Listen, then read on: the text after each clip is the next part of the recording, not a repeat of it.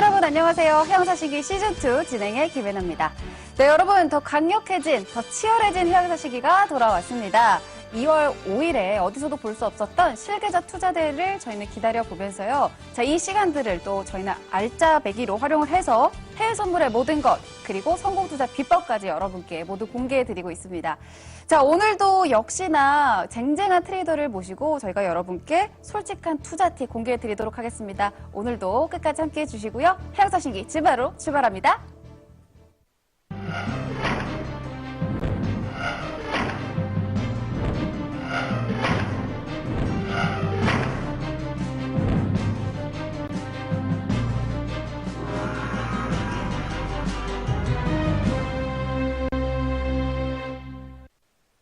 네, 오늘 함께할 분은요, 해양사신기 시즌1에서 많은 사랑을 받았던 트레이더를 어렵게 또 이 자리에 모셨습니다.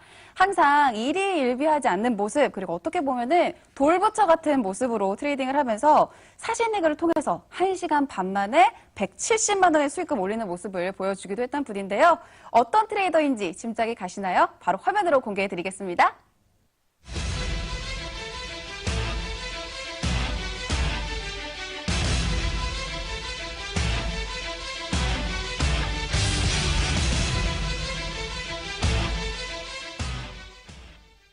네, 해양사신기 오늘은 제우스 트레이더와 이 시간 함께하도록 하겠습니다. 트레이더님 안녕하세요. 네, 안녕하십니까. 네, 오늘 또 이 시간 많은 분들이 제우스 트레이더가 오셨다고 하니까 굉장히 주목하고 계실 것 같은데 오늘 어떤 강의 준비해 오셨어요?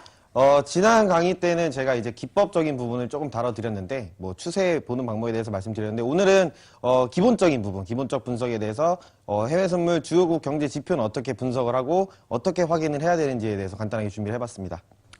네, 항상 또 보면은 이 경제 지표를 어떻게 봐야 되는지, 어디서 확인해야 되는지부터 굉장히 또 궁금해 하시는 분들이 항상 있었습니다. 자, 오늘도 유익한 강의 시간 이어드릴 테니까요. 계속해서 채널 고정해 주시고요. 제우스 트레이더의 강의 바로 이어가 보도록 하겠습니다. 네, 안녕하십니까. 지우스입니다. 이제 새해 들어서 처음으로 인사를 드리는 것 같아요. 그래서 지금부터 또 새롭게 준비한 교육 진행해 보도록 할 테니까요. 네, 귀 쫑긋 세우시고 열심히 들어보시기 바랍니다. 오늘 준비한 내용은 경제지표 바로 알기라는 내용인데요. 그 위에 대주제로 이제 숲을 느끼고 나무를 보라라는 내용을 준비를 했죠. 금융투자를 한 번쯤 해보셨던 분들이라고 하면은, 네, 이런 얘기를 많이 보셨을 거예요. 나무를 보느라 숲을 보지 못해서, 네, 좀 손실이 많이 생겼다. 이런 내용이 있을 텐데, 이 부분은 여전히 요즘 시장에서도 많이, 네, 언쟁이 나오는 부분이기도 합니다. 오늘 이 부분에 대해서 간단하게 한번, 네, 알아볼 테니까, 네, 같이 가보도록 하죠. 자, 첫 번째, 1번 주요국 경제 지표란 무엇인지 정의적인 부분을 한번 다뤄볼 예정이고, 네, 두 번째는 경제 지표는 대체 왜 확인을 해야 되는지, 우리가 무언가를 공부를 하고 확인을 하고 트레이딩을 진행할 때에는 그만큼 그 이유가 굉장히 중요한 부분인데요. 네, 오늘 그 이유에 대해서 한번 알아보도록 하고, 마지막으로 그러면 그 많은 경제 지표들 중에서, 네, 좀 주요적으로 시장에 가장 큰 변동성을 주는 그런 경제 지표에는 어떤 것이 있는지 그것까지 한번 알아보도록 하겠습니다. 네, 진행하기에 앞서서 사자성어를 한번, 네, 준비해 봤습니다. 견수불견님, 네, 나무는 보면서 숲은 보지 못한다. 지금 보시면 나무, 우리가 그냥 흔히 말하는 기술적 분석을 말을 하고 싶은 부분이고요. 숲이라고 하는 거는 이제 기술적 분석을 떠나서 시장 전반적인 흐름을 읽을 수 있는 뭐 펀더멘탈적인 부분을 좀 말씀을 드리는 건데, 숲을 보지 않고 차트만, 네, 기술적 분석만 한다는 차원으로 차티스트라는 언어가 나오기도 했죠. 요즘에 아직까지도 이제 증권사나 트레이더들 사이에서 기술적 분석이 우위다, 기본적 분석이 우위다를 가지고 많이 조금 싸움이 일어나고 있는데요. 그 부분 뭐 정답이라고 정해진 건 없겠지만, 네, 오늘 한번 알아보도록 하겠죠. 자, 그래서 주요국 경제 지표라는 게 대체 무엇이냐? 자, 저희가 지금 하고 있는 상품이 해외 선물 투자죠. 네, 글로벌적으로, 전 세계적으로 많은 국가들이 참여를 하고 있는 만큼, 네, 어떤 국가, 어떤 기관에서는 연설을 진행을 하겠죠. 실제 얼마 전에 도널드 트럼프 대통령의 연설이 있었고요. 또 어떤 국가, 어떤 기관에서는, 네, 상품에 대한 이제 생산량이라든지 소비량, 상품의 가격을 결정짓는 가장 중요한 요소가 바로 수요와 공급이 됩니다. 그래서 그 수요와 공급에 대해서 리서치를 진행하는 기관과 국가도 있을 거고요. 그리고 성명서라든지 회의록을 공개하는 부분이 있습니다. 예를 들어서 FOMC 회의록 이런 것들이 있죠. 자, 이 중에서 회의록과 연설, 네, 이 두 가지의 공통점은 다른 상품에서의 지표 발표는 만약에 예를 들어서 11시에 있다. 그럼 11시 땡 하자마자 시장의 변동성이 굉장히 빨라지죠. 다만 연설이나 회의록에서는 네, 11시에 있다라고 해서 11시에 즉각적으로 움직임이 나오거나 변동성이 발생하는 게 아니라 연설 혹은 회의록이 진행이 되면서 그 진행함에 따라서 나오는 이슈에 의해서 시장의 흐름이 점차적으로 변동성을 나타내는 특징이 있습니다. 요거는 좀 팁으로 가져가시고요. 자, 요런 특징들, 요런 이슈들의 공통점은 시장 흐름에 영향을 준다가 되겠습니다. 그래서 결국 주요국 경제지표란 무엇이냐? 지금 움직이고 있는 경제 흐름에 파악을 할 수 있는 수치, 그리고 수단이라고 좀 말씀을 드리고요. 결론적으로 글로벌 경제적인 이슈를 다루는 모든 것이다. 우리가 흔하게 착각하는 내용 중에 하나가 우리가 주요국 경제 지표를 HTS 상에서 확인을 합니다. HTS 상에 날짜별로 시간별로 주요국 경제 지표가 나열이 많이 되어 있는데요.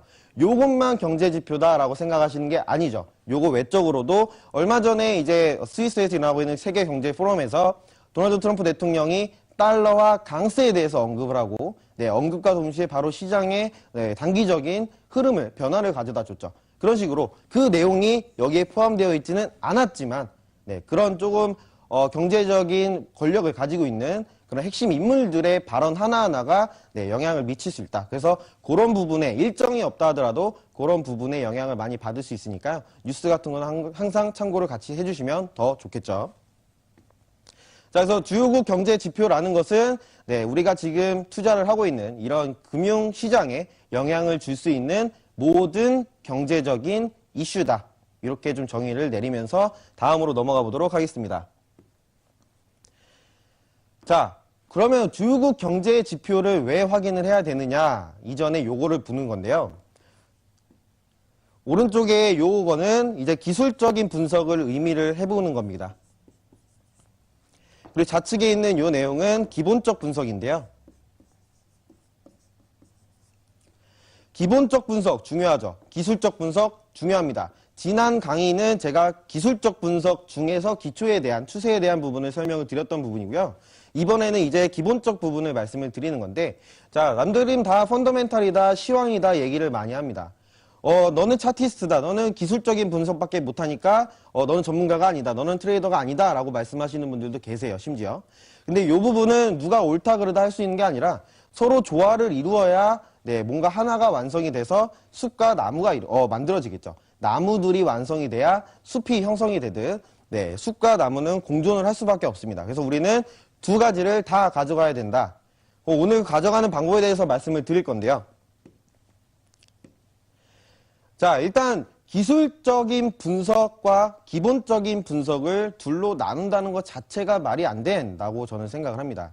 우선 기본적인 펀더멘탈이라고 부르는 시황 혹은 이슈, 뉴스 이런 모든 것들을 안에 이제 기술적인 분석, 차트 분석이라든지 뭐 추세 분석이라든지 모든 기술적인 내용이 포함이 되어 있는 거겠죠. 그래서 포괄적인 숲을 먼저 보고 나서 그 안에 기술적인 내용을 봐야 된다. 그래서 이것들이 함께 같이 이루어질 수 있을 때 우리는 수익을 창출할 수 있고 요거를 가져갈 수 있다. 그래서 결론은 계속 말씀드리는데 결과는 하나입니다. 숲을 보고 숲을 느끼고 보라는 얘기가 아니죠. 느끼고 전체적인 흐름을 느끼고 그 안에서 기술적인 측면으로 접근을 해서 수익을 가져가자. 자, 그래서 경제 지표는 왜 확인하는데요? 제가 요 내용을, 요 질문을 저희 투자자분들한테 많이 드리는데요. 가장 많이 나오는 질문 중에 하나가 시장 예측하려고요 라는 얘기가 많이 나왔습니다. 자, 시장을 예측한답니다. 예를 들어서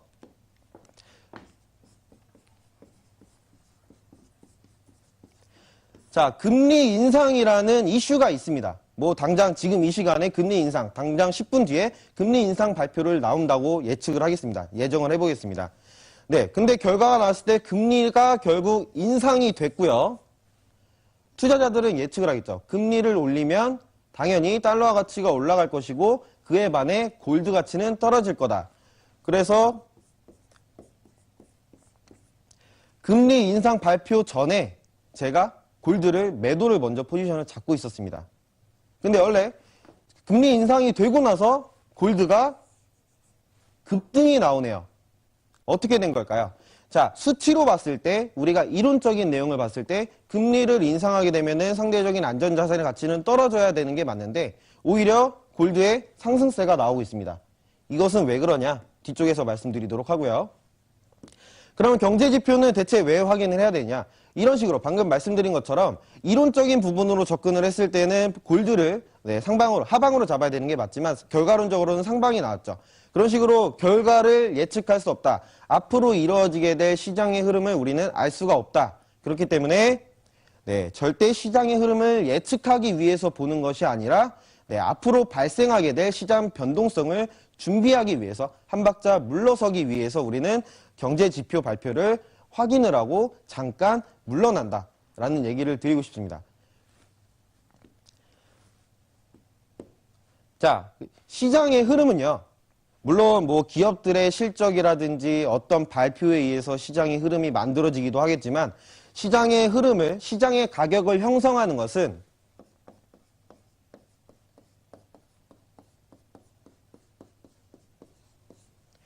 투자자 심리가 가장 크게 좌지우지합니다. 그래서 예를 들어서 금리 인상이다. 금리 인상이라는 뭔가 주제가 이미 나오기 전에 한 달 전부터 뉴스에서 이미 이야기거리가 나오죠. 자, 다음 달 15일 날 금리 발표가 있을 겁니다. 금리 인상을 할지, 동결을 할지, 뭐 금리를 다음 연도에 몇 차례 금리 결정을 할지 이런 부분에 대해서 몇 달 전부터 계속 이슈화 되고 있죠. 그러면 금리 인상이라는 결과치가 나오기 이전에 이미 금리 인상이 될 거다라는 기대치가 선반영됩니다. 네. 그렇기 때문에 골드는 이미 내리고 있었고요. 2달 전부터. 금리 인상 결정이 되고 나니까 반등을 하는데 우리가 기대했던 기대치보다 결과치가 좋지 않기 때문에 그런 반대 흐름이 나올 수도 있다는 얘기죠. 그래서 결론적으로 그냥 보여지는 수치만 보실 게 아니라 우리가 경제지표 발표를 확인하는 이유는 우리가 놓치는 부분까지 혹시 장에 반영이 될 수 있기 때문에 그 부분을 기다리고 지켜보자. wait and see라고 말씀을 많이 드리고 싶습니다. 자, 그러면 이제 경제지표 발표에 대해서 말씀을 드릴 텐데요. 주요한 내용들을 많이 다뤄볼 텐데 그 전에 정부라든지 중앙금융기관들에서 가장 중요시하게 진행을 해야 되는 의무가 있습니다. 크게 2가지가 있는데요. 첫 번째는 이제 가격의 안정화, 물가의 안정화죠. 2번째는 고용의 안정화입니다. 정부와 중앙금융기관이 가장 신경 써야 될 주요 업무 2가지는 물가와 고용의 안정화인데요. 요거 기본적으로 가지고 다음으로 넘어가 보도록 하겠습니다. 자, 이론적인 경제 흐름에 대해서 먼저 한번 알아보도록 하겠습니다. 실물 경제가 아니라 이론 경제. 우리가 중학교, 고등학교 때 사회 과목에서 배웠던 내용인데요. 지금 우리나라 대한민국의 물가가 굉장히 높다라고 가정을 해보겠습니다. 물가가 너무 많이 치솟고 있어서 조금 전에 말씀드렸던 정부나 우리 중앙금융기관, 뭐 한국은행이라든지 이런 금융기관들에서 뭔가 물가의 정책을 이제 씌워야 되겠죠. 왜냐하면 물가가 너무 천정부지로 치솟고 있으니까 안정화시키는 게 목표잖아요. 그래서 얘네는 금리를 인상한다라는 금리 정책을 내세우게 됩니다. 자, 금리는 결국 이자율이랑 똑같은 말인데요. 저희가 이제 은행에서 대출을 받을 때 금리 몇 프로다, 이자 몇 프로다 이런 내용 많이 얘기하시죠. 그래서 금리 인상을 했다라는 거는 이자도 같이 올라간다라고 보시면 돼요. 자, 이자가 올라가면, 금리가 올라가면 이자가 비싸기 때문에 사람들이 대출을 좀 안 받게 되겠죠. 그러다 보니까 부가적으로 부동산 시장이라든지 주택 시장, 그리고 이제 신규 사업을 확장을 하거나 사업을 시작을 해야 되는 사람들에게도 금리 인상에 대한 부분은 부담감으로 다가오게 되어 있습니다. 그렇기 때문에 사업 축소도 있겠습니다. 금리를 올렸을 뿐인데 그에 대한 부가적인 효과로 부동산이 축소가 되고 사업적인 부분도 좀 축소가 되는 부분이 있어요. 그러다 보면은 사업이 축소가 되니까 고용이 불안정해지겠죠. 고용이 불안정해지면서 당연히 소득이 줄어들 거고요. 소득이 줄면은 당연히 소비도 줄어들 겁니다. 그러다 보니까 시중의 통화량이 많이 줄어들게 되고 그에 따라서 경제가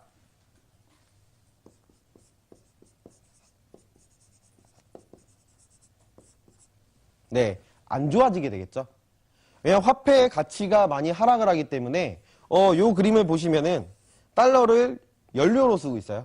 기름값보다 달러가 더 싸니까 그냥 달러로 불을 지핀다는 의미인데 그만큼 통화의 가치가 떨어지기 때문에 경제가 안 좋아지고 경제가 안 좋아지는데 그에 따른 이제 금리 결정을 또 내려야겠죠.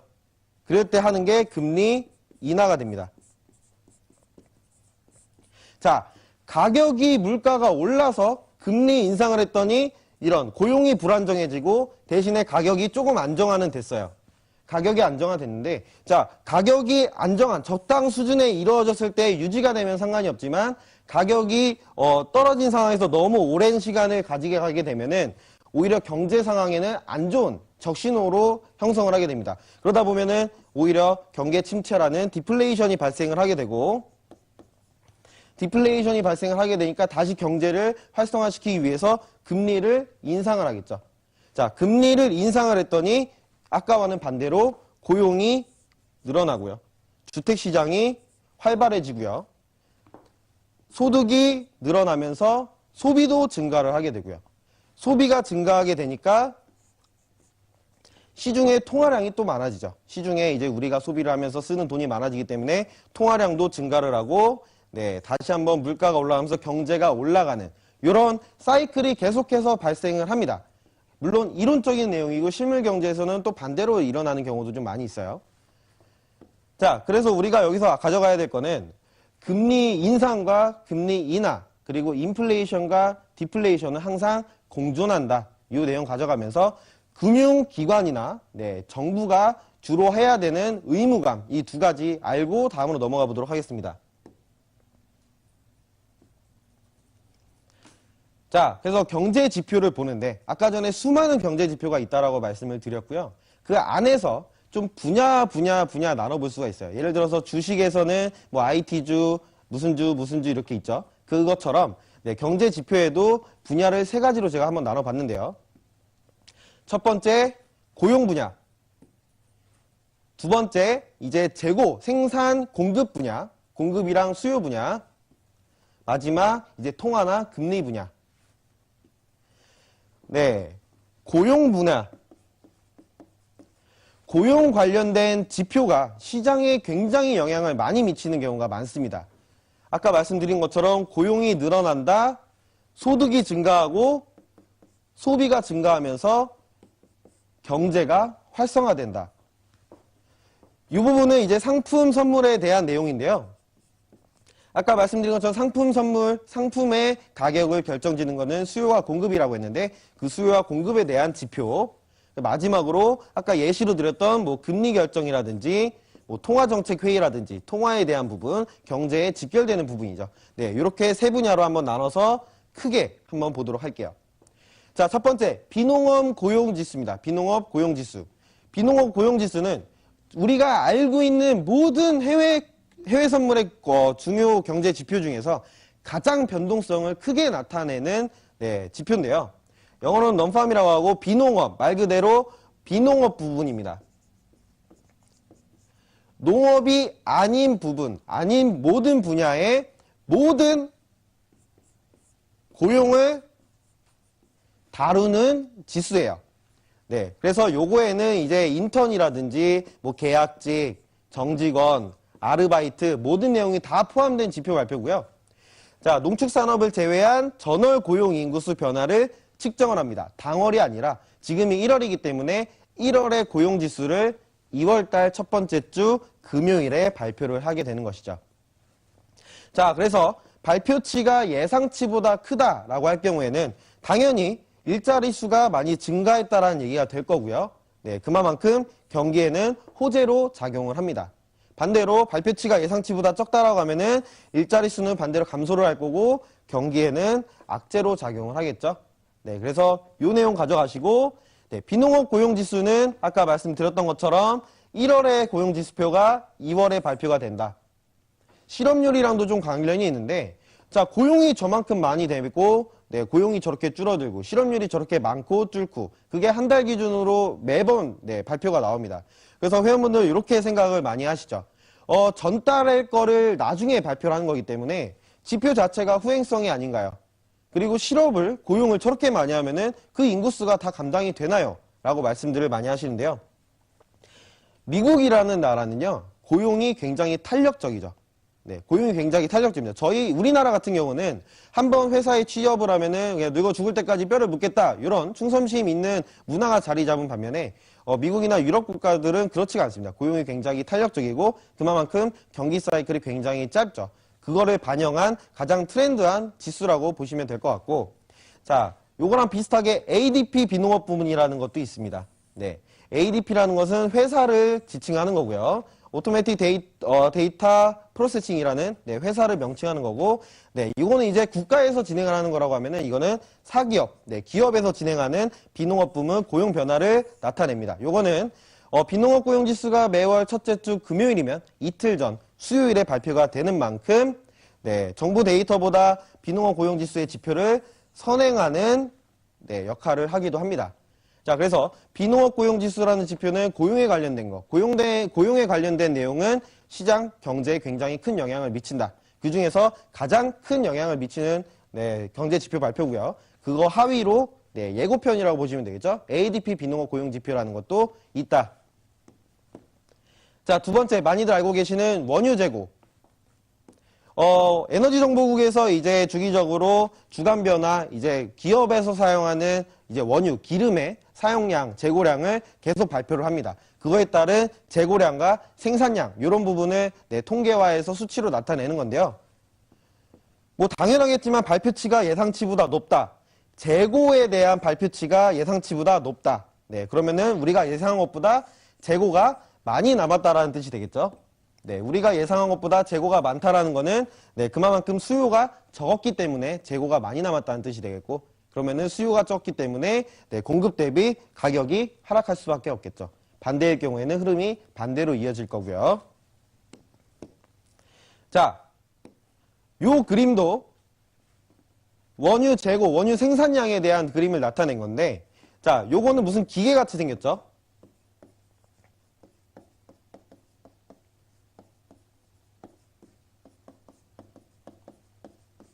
자, 원유 채굴기 혹은 원유 시추기라는 내용을 나오면 아, 얘는 곧 생산량이구나 라고 생각하시면 될 것 같습니다. 우리가 뉴스를 접하게 되면은 자, 미국의 원유 채굴, 원유 시추기 수가 뭐 몇 개 증가했다. 몇 개 증가했다라는 거는 그만큼 기계가 많아지니까 생산량이 많아질 거고 가격의 하락 요인으로 적용이 되겠죠. 자, 근데 원유에는 수요와 공급적인 내용도 있지만 네, 그런 부분 말고도 그런 외적인 내용에서도 지지를 그 영향을 받는 경우가 굉장히 많습니다. 첫 번째는 이제 날씨가 되겠죠. 날씨가 너무 더울 때는 그 일하는 근무자들이 너무 힘들기 때문에 생산량이 많이 줄어들고요. 반대로 이제 에너지에서 크루드 오일 말고 이제 내추럴 가스도 있고 에너지유 자체가 겨울철에 반대로 여름철에 날씨가 너무 더울 때는 생산량이 저하되고 겨울철에 날씨가 너무 추울 때는 에너지 수요가 급증하면서 가격이 올라가는 추세를 많이 나타냅니다. 그리고 우리가 예측할 수 없는 전쟁이라든지 테러가 발생했을 때는 당연히 생산에 차질이 발생할 수 있기 때문에 가격의 하락 요인으로 작용을 하기도 하고요. 최근에 있었던 리비아 송유관 폭파 사건도 있었죠. 이런 송유관이 뭐 깨지거나 폭파가 되면서 차질이 빚는 경우도 있고요. 이런 식으로 경제적으로 우리가 예측할 수 있는 부분을 넘어서서 예측 불허한 경우에서도 가격 변동을 줄 수 있는 요인들이 많이 있다. 이런 것도 가져가셔야 됩니다. 자, 두 번째는 이제 물가지수에 대한 부분을 말씀드리는데 뭐 그렇게 큰 영향을 미치는 건 아니에요. 앞쪽에 봤던 두 가지에 대비해서 큰 영향을 미치지 않지만 자, 물가지수라고 하는 거는 현재 지금 당장의 물가 상태를 퍼센테이지로 나타낸 수치인데요. 두 가지가 있습니다. 소비자가 있고 생산자 물가지수가 있는데 그다지 크게 차이는 없으니까 같이 보도록 하겠습니다. 자, 소비자 물가지수, 생산자 물가지수 두 가지 공통점으로 품목에 대한 가격을 현재 물가를 수치화해서 나타낸 거고 그 아래 이제 근원 소비자 물가지수라는 게 있는데요. 어떻게 보면은 근원 소비자 물가지수가 굉장히 중요하다라고 보시면 될 것 같습니다. 근원 소비자 물가지수는 뭐냐? 그냥 소비자 물가지수는 현재 그냥 모든 전반적인 도매품들에 대한 가격을 수치한다라고 하면은 근원 소비자 물가지수는 에너지와 식음료를 제외한 분야입니다. 에너지와 식음료는 조금 전에 말씀드렸던 것처럼 뭐 계절적인 요인이라든지 전쟁이나 테러라든지 이런 외부적인 요인에 많이 영향을 받기 때문에 그거를 제외한 나머지들의 물가를 반영한 거고요. 실제로 월가에서 경제 전문가들은 근원 소비자 물가지수를 더 신뢰를 많이 한다라고 합니다. 그래서 소비자 물가지수가 발표치가 예상치보다 높다라고 할 때는 당연히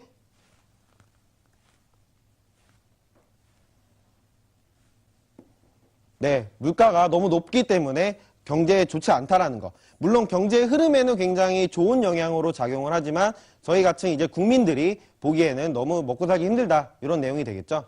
그래서 그 다음에는 이제 제조업 구매자 관리자 지수에 대해서 나오는 내용인데요. 요거는 이제 굉장히 중요한 부분 중에 하나예요. 말한 것처럼 제조업 분야에서 구매를 관리하는 담당자들이 다루게 되는 지수고요. 공급관리자 협회라는 데에서 이 지수를 수치화해서 발표를 합니다. 기준은 50이 되고 왜 중요하냐? 자, 기업에서 구매를 할 때 그냥 사재기를 하는 게 아니라 그 구매량과 맞춰서 그 시중에 그 가격대와 맞춰서 수량과 현재 시장의 흐름과 가격 형성을 다 분석을 해서 정말 적당한 시기에 적당한 가격으로 구매를 진행을 하겠죠.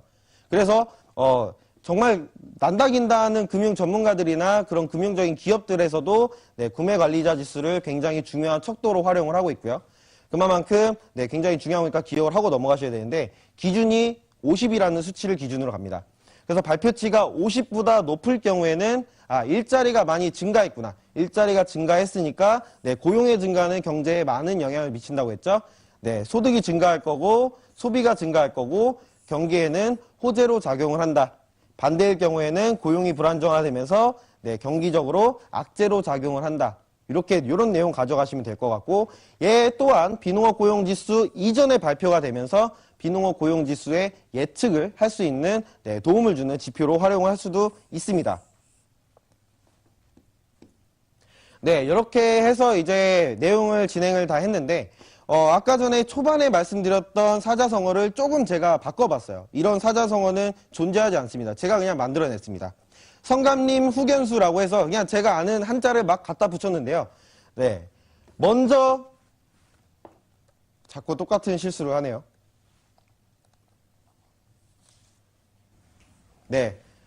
어찌됐건 먼저 숲을 느껴라.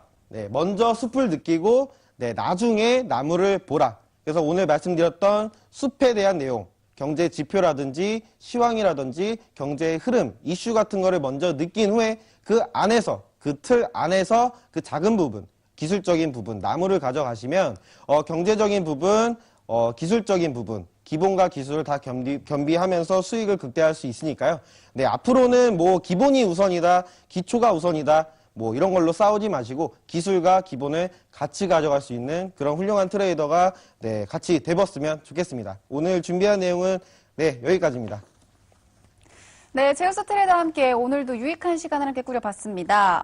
주요국 경제지표와 경제지표 보는 이유도 알아보면서 우리 투자자분들이 실질적으로 매매를 하실 때 정말 도움이 될 수 있을 만한 그런 이야기들로 저희가 또 준비를 해봤는데요. 자, 그리고 많은 분들이 또 손꼽아 기다리고 있는 해양사신기의 투자대회, 제가 2월 5일부터 시작이 된다고 말씀을 드렸습니다. 이번에는요, 일반 투자자들도 직접 참여가 가능한 해양사신기 시즌2인데요. 1차적인 접수 기간은 2월 2일까지입니다. 대회 일정 동안에도 상시 접수는 가능하고요. 대회 일정은 2월 5일부터 4월 12일까지 약 2달 동안 진행됩니다. 참가 접수는 홈페이지 www.mtn.co.kr에서 가능하고요. 문의사항이 있으시다면 02-2077-6200으로 문의해 주시면 됩니다.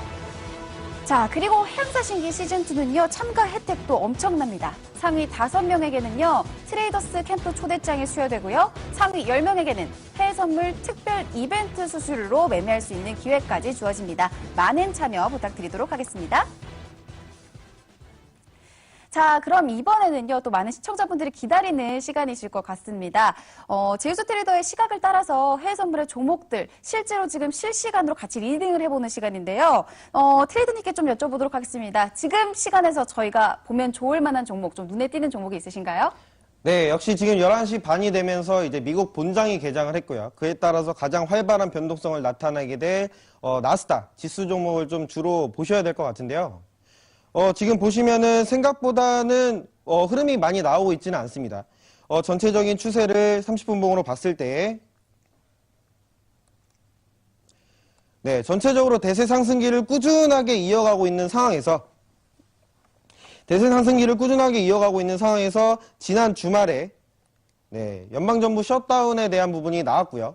그 내용이 바로 몇십 시간 뒤에 해소가 되면서, 네, 하락했던 부분을 살짝, 네, 어느 정도 보합으로 마무리를 하긴 했지만 아직도 중장기적인 눌림이 횡보가 지속되고 있는 상황입니다.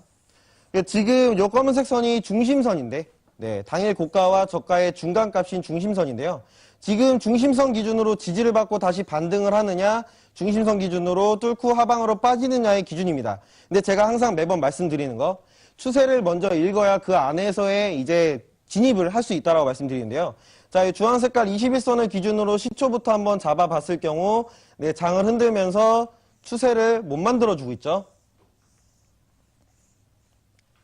그러다가 이제 저점을 올리고 고점을 올리는 매수 추세가 나오기 시작하는데, 미국장이 개장을 하면서 지금 그 추세가 깨지려고 하는 모습을 나타내고 있습니다.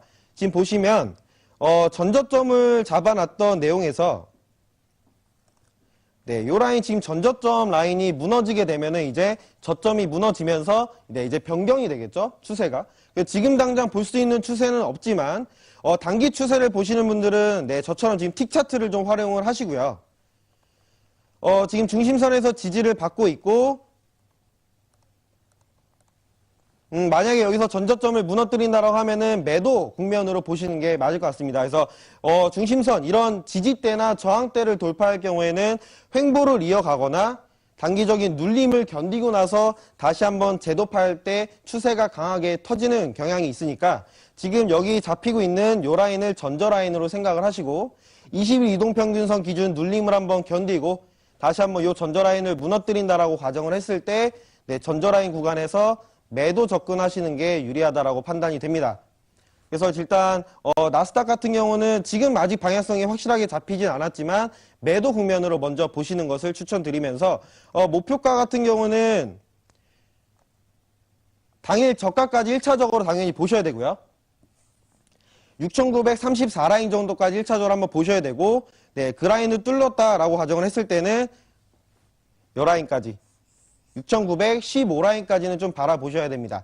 지니가 같은 경우는 네, 지금 전저라인을 6,950라인에 형성을 했기 때문에 지금 말씀드린 것처럼 네, 위쪽에 지금 저항을 받고 만약에 저점을 무너뜨린다 라고 가정하면 6,950라인 정도에서 매도 접근이 가능하다라고 보여지고 있습니다. 그래서 지니가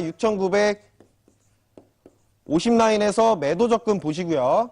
청산가는 오늘 저가 라인인 6,933.00 라인에서 1차적으로 청산이 가능합니다. 다만 지금 상황을 봤을 때는 네, 저항을 받고 있지만 아래쪽을 아직 무너뜨리지 못하고 있는 상황이기 때문에 이러다가 다시 한번 고점이랑 저점을 올린다 라고 했을 때는 이제 요 포인트에서 매수 접근을 하시는 게 당연히 맞겠죠. 그거는 그 상황이 발생하게 되면 그때 다시 한번 말씀드리면서 지금은 일단 전저라인 무너지는 시점에서 매도 위주로 대응을 하시는 것이 유리하다라고 판단이 되고 있습니다. 아직까지 방향성이 확실하지는 않지만 지금 나스닥 같은 경우를 좀 봐주셨는데요. 일단 진입가는 6,950 정도로 저희가 잡아봤습니다. 매도 관점으로 계속 보시는 게 맞다고 설명을 해주셨고요. 1차적인 목표가 당일 저가까지 보시면 된다고 말씀해 주셨습니다. 6,933라인까지 보시면 될 것 같습니다. 또 추후에 변동사항이 생기거나 조금 움직임이 또 달라지면요. 저희가 짚어드리도록 하겠습니다. 자, 이렇게 나스닥을 함께 봤는데요. 그렇다면 또 S&P도 함께 보고 싶습니다. 트레이더님, S&P는 지금 움직임이 좀 어떨까요? 네. S&P도 물론 지금 뭐 나스닥이랑 비슷한 흐름을 나타내고는 있는데 S&P도 마찬가지입니다. 지난 주말 셧다운 관련된 부분이 해소가 되면서 이제 장이 다시 살아나야 되는 부분이고요. 지금이 기업 실적 시즌이죠. 기업 실적 발표 시즌이기 때문에 지금의 이제 고용 지표들도 굉장히 호조로 잘 나오고 있고, 네, 기업 실적도 굉장히 뒷받침을 잘 해주고 있어서 지금은 지수 대세 상승기입니다. 네, 지수 대세 상승기이기 때문에 전반적인 흐름은 무조건 매수 위주로 보시는 게 맞고 그 안에서 이제 단기 대응하시는 분들은 네, 고점과 저점을 다시 한번 이어보셔야겠죠. 지금 고점과 저점이 횡보로 계속 흔들다가 네, 한번 내림세를 주고 저점을 무너뜨리지 못하고 다시 한번 반등을 하고 있는데 자, 요것도 아까 나스닥과 마찬가지입니다. 지금 중심선에서의 지지를 받고 다시 한번 21선 근처까지 눌림이 오고 있는 상황인데 이 눌림을 견디고 다시 한번 전저라인을 무너뜨린다 라고 했을 때는 매도 국면이 유리하고요. 그렇지 못하고 아까 전에 나스닥과 마찬가지로 계속해서 상방을 지지를 한다 라고 했을 때는 그때 당시에 제가 말씀을 드려야 될 것 같습니다. 그래서 지금 기준으로는 여기를 전저라인으로 보기에는 조금 무리감이 있을 수는 있는데 네, 21선 기준으로 요 위에 고점 라인을 2852라인을 돌파하지 못하는 이상 네, 여기서 전저라인 호가를 한번 볼까요? 네, 2846라인에서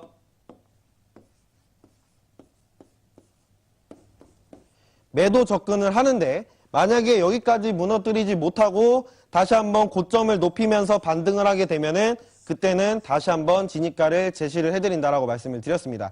그래서 아까 나스닥과 마찬가지로 저점 라인을 갱신을 할 수 있는지가 굉장히 중요한 관건이 될 것 같고 네, 조금 더 지켜봐야 될 것 같네요. 네, S&P도 조금 더 지켜봐야 될 것 같다고 말씀해 주셨는데요. 전반적으로는 매수 흐름이 맞다고 봐주셨습니다. 자, 그렇지만 또 단기적으로 그 안에서 대응하시는 분들이 있기 때문에 그에 따라서 저희가 구체적인 가격대 짚어드리면서 대응 전략 짜봤는데요. 자, 이렇게 지금 또 본장이 시작이 된 상황이기 때문에 S&P와 나스닥을 짚어봤습니다. 자, 그리고 저희는 또 다른 코너가 기다리고 있습니다. 해양사신기에서 또 빠질 수 없는 코너인데요. 시청자 여러분이 궁금해하시는 질문에 대해서 트레이더가 직접 솔직한 답변을 드리는 시간입니다. 자, 오늘은 제우스 트레이더의 또 답변을 기대해 보면서 첫 질문 화면으로 만나볼까요? 저는 장기 투자를 좋아하는 성향입니다. 그러면 해외 선물 매매와는 맞지 않는 건가요? 해외 선물로도 장기 관점 투자 전략으로 수익을 올릴 수 있는지 솔직히 말해주세요. 네, 어떻게 보면은 해외 선물을 또 처음 배울 때 많은 분들이 고민하고 또 오해를 많이 갖고 계시는 부분 같습니다. 트레이더님, 이에 대해서는 좀 어떤 답을 주시겠습니까? 네, 아무래도 주식 투자를 많이 하셨던 분들은 단기, 네, 막말로 그냥 단타라고 하죠, 저희가. 단타 대응보다는 장기 추세 대응에 대해서 조금 더 편안함을 느끼시는 분들이 많으실 텐데요. 아시다시피 해외 선물에는 만기일이라는 것이 존재하기 때문에 뭐 무한정 끌고 갈 수 있는 상황이 아니죠. 그래도 그나마 해외 선물 종목 중에서 상대적으로 장기 관점으로 홀딩을 하고 싶다라고 하실 때는 지금 종목에 대해서 한번 같이 보도록 하겠습니다. 지금 에너지 종목 분야를 같이 보고 있는데 에너지 종목을 봤을 때 네, 월물이 3월물, 4월물, 5월물, 6월물 네, 1개월 기준으로 계속 진행이 되고 있습니다. 근데 요거랑은 좀 다르게 네, 지수 분야를 한번 같이 보시게 되면은 지수 같은 경우는 만기일이나 월물이 3, 6, 9, 12 단위로 움직이게 되겠죠. 그래서 상품 선물은 대체적으로 1개월 기준으로 만기일이 계속 도래하기 때문에 장기적인 관점으로 가지고 가고 싶어도 네, 한 달 기준으로 잘라야 된다라는 네, 단점이 있습니다. 그 안에서 물론 지금이 1월이라서 1월물을 거래하지만 2월물도 거래할 수 있고 3월물도 거래는 할 수 있습니다만 네, 상품 선물 이렇게 접근을 하시게 될 때 지금 1월인데 2월물, 3월물, 차월물을 거래를 할 경우에 거래량이 너무나 없기 때문에 거래를 하는 의미가 별로 없다라고 판단이 되고 네, 좀 장기 관점으로 보고 싶다라고 하실 때는 상품이나 통화 종목보다는 지수 종목, 네, 월물이 3개월마다, 만기가 3개월마다 있는 지수 종목을 조금 접근하게 되면은 네, 주식만큼은 아니더라도 해외 선물 안에서도 그래도 조금 중기적인 전략은 세워볼 수 있지 않나 네, 이렇게 말씀드리고 싶습니다. 네, 해외 선물에는 또 주식과 다르게 만기일이 다 존재를 하기 때문에 무한적으로 끌고 갈 수 없다는 답변을 주셨습니다. 자, 그렇기 때문에 또 추천해 주시는 부분은 지수 종목들, 또 만기가 3개월마다 있는 부분이기 때문에 지수 종목 같은 경우는 또 중기적으로 좀 볼 수 있는 그런 종목이라고 답변을 들어봤습니다. 자, 그러면 다음 질문도 기다리고 있습니다. 다음 질문도 살펴볼까요? 매매를 하다 보면 자연스럽게 가장 많이 거래하는 종목이 생기는 것 같은데요. 제우스 트레이더님이 가장 좋아하는 종목은 뭔지 알고 싶습니다. 네, 이 질문 같은 경우는 트레이더님들마다 또 자주 들어오는 질문이기 때문에 오늘도 안 짚어 넘어보고 갈 수가 없습니다. 자, 트레이더님 사실 그날 전략에 따라서 좀 다르게 매매를 하시겠지만 그래도 좀 유독 좋아하는 종목도 있지 않나요? 네, 저는 이미 아시는 분들은 많이 알고 계시죠. 저는 지수에 푹 빠져 사는 남자라고 보셔도 될 것 같습니다. 그래서 오전에는 홍콩 항생 지수에 네, 굉장히 좀 집중을 해서 트레이딩을 하는 부분이 있고, 야간에는 지난 사신기 대회에서도 보셔도 아시겠지만 나스닥에 완전히 푹 빠져서 살고 있죠. 물론 최근 들어서 이제 미국 쪽 달러 가치에 대한 하락분이 계속해서 발생을 하고 그에 따른 유로존 통화정책 회의도 있었고 네, 기업 실적도 있는 부분에서 유로에서 굉장히 큰 진폭이랑 변동성이 많이 나와서 최근에는 항생, 나스닥, 유로 이렇게 3인방을 데리고 제가 트레이딩을 진행했는데 아무래도 지수를 선호하는 데에는 이유가 있겠죠. 항생 같은 경우에는 제가 예전에 개인 투자만 진행을 했을 때 이렇게 전문가나 전문 트레이딩 직업을 가지기 전에 항생이라는 종목에서 정말 뼈아픈 손실을 많이 당했습니다. 그래서 정말 회복 불가능할 정도의 손실을 당하고 그러고 나서 시금을 전폐하고 차트만 보고 시황만 보고 하다가 다시 한번 이 자리까지 서게끔 해준 종목이 바로 항생이라서 항생은 정말 남다른 애착심을 가지고 있는 부분도 있고요. 나머지 그거를 제외하더라도 지수라는 종목, 증거금 비중이 굉장히 큰 편입니다. 상품 종목에 대비해서. 다만 T가치는 상품 종목에 대해서 굉장히 적고요. 그만큼 변동성이 굉장히 좋기 때문에 박스장과 추세장이 구분이 명확합니다. 그래서 저번부터 말씀드렸지만 손실이 가장 많이 당하는 구간이 바로 박스장, 횡보장이다. 그래서 수익이냐 손실이냐를 가장 명확하게 갈라낼 수 있는 게 추세의 구분인데요. 추세의 구분만 확실하게 할 줄 안다라고 하면은 지수 종목을 대응을 해서 박스장을 건너뛰고 추세장에서 대응으로 짧은 시간에 좀 많은 틱수를 가져갈 수 있는 그런 유리한 장점이 있는 종목들이죠. 그래서 조금 나는 틱값이 너무 높은 거는 부담이 되고 그래도 변동성이 조금 좋은 게 좋다라고 하시는 분들은 지수 종목으로 접근을 하시면 굉장히 도움이 많이 될 것 같고 지수를 잡아야 상품을 잡을 수 있습니다. 모든 종목의 기초 출발점은 지수에서 출발하기 때문에 달러와 지수가 움직여야 상품도 움직인다. 이 기본적인 내용 가져가시고 지수 쪽에 좀 많은 매력을 느끼셨으면 좋겠습니다. 네, 또 제우스 트레이더 같은 경우는 지수에 빠는 남자라고 이렇게 자기 자신을 소개를 해주셨습니다. 지수를 굉장히 또 좋아하시는 트레이더인데요. 또 지수에 대한 장점도 들어보고 어떤 분들이 이런 지수를 매매하면 좋은지 대해까지 저희가 답변 들어봤습니다. 자, 다음 질문도 기다리고 있습니다. 다음 질문도 화면으로 만나보시죠. 제우스 트레이더님, 제가 해외 선물 매매를 시작한 지 이제 2달 정도 돼가는데요. 이제까지 다 손실을 기록했습니다. 도대체 해외 선물 투자를 잘하려면 어떻게 해야 되나요? 오늘은 또 이렇게 마음 아픈 고민까지 와 있는데요. 트레이더님, 이 부분 좀 솔직하게 조언을 해주시면 좋을 것 같아요. 네, 그 마음 100번 이해합니다. 조금 전에 말씀드린 것처럼 저도 그냥 주구장창 손실만 보다가 겨우겨우 회복해서 지금 이 자리에 서 있는 건데 손실을 두려워하게 되실 수밖에 없어요. 특히나 초보자분들 그리고 이제 막 주식 투자에서 해외 선물 투자 변동성 강하고 수익률이 좋다라고 해서 넘어오신 분들도 계실 겁니다. 가장 공통적인 특징, 회원분들이 굉장히 많이 말씀을 하세요. 왜 전문가들은 수익을 그래도 잘 내는데, 비슷한 차트를 보고 같이 대응을 하는 개인 투자자들은 왜 이렇게 손실을 많이 볼까요? 지금 질문을 주신 시청자분도 같은 상황인 것 같은데요. 전문가와 일반 투자자의 차이, 차트, 그리고 시장 분석에 할애하는 노력과 시간이 굉장히 많다라는 특징이 있겠죠. 그래서 기본적인 부분 없이 정말 그냥 시장 분석할 줄 모르고 그냥 정말 도박처럼 매수 아니면 매도 홀짝 하듯이 방향성 게임식으로 매매하시는 분들은 리스크를 가져가실 수밖에 없어요. 그래서 해외 선물 투자하면은 저희 많은 분들이 오해를 많이 하시죠. 해외 선물 투자하면은 뭐 집안이 망한다. 해외 선물 투자하면은 정말 그냥 땅 문서까지 다 팔아 넘겨야 된다라는 얘기를 많이 하시는데, 그러신 분들의 특징을 보면은 그런 식으로 투자를 하십니다. 네, 그래서 투자를 하실 때 제가 뭐 지난 강의 혹시 시간 되시면 같이 좀 참고하셨으면 좋겠고, 기본적으로 추세냐 횡보냐만 걸러내도 손실의 50% 이상은 비중을 줄일 수가 있고요. 가장 손실을 많이 보는 거, 수익을 많이 못 가져가는 부분은 손익 비율을 못 맞추기 때문이라고 저는 탁 집어서 말씀을 드리고 싶은데, 가져갈 때는 심리적으로 이거 빠지면 어떡하지? 라는 생각에 미리 잘라내십니다. 손실 나실 때는 자를 때가 지난 걸 알았음에도 본인이 틀렸다라고 인정하기가 싫어서, 내가 잘못됐다는 게 인정하기가 싫어서 그냥 무한히 홀딩을 하십니다. 이런 식으로 손실 비율을 높여가고 수익 비중을 작게 유지를 하게 된다면은 당연히 손익비가 안 맞기 때문에 손실 구간이 많아질 수밖에 없겠죠. 그래서 단기 대응을 하시던 장기 대응을 하시던 손절은 당연히 익절보다 작아야 되고요.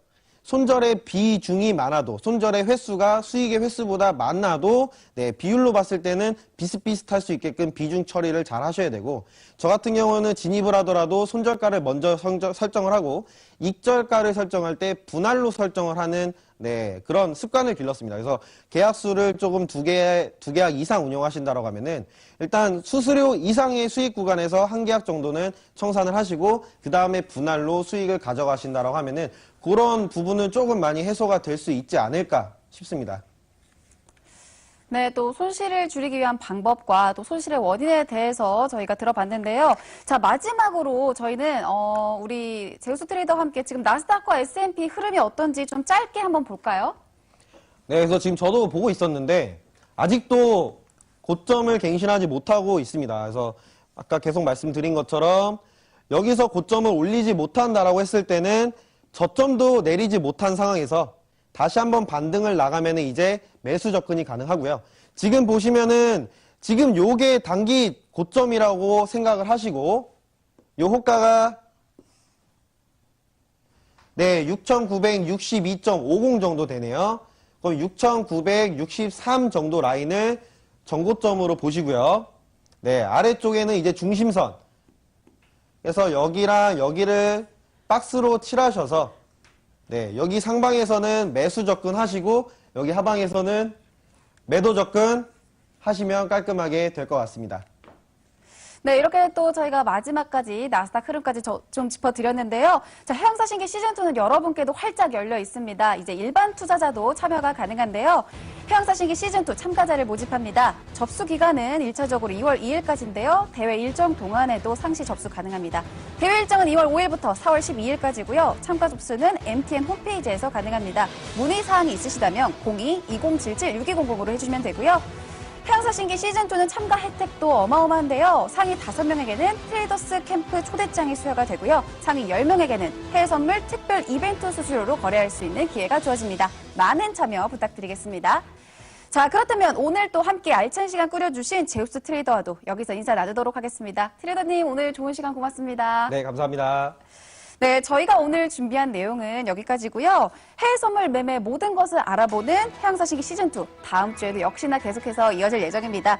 주말 잘 보내시고요. 다음 주 밤 11시에 어김없이 찾아뵙도록 하겠습니다. 오늘도 늦은 시간까지 함께해 주신 여러분 고맙습니다.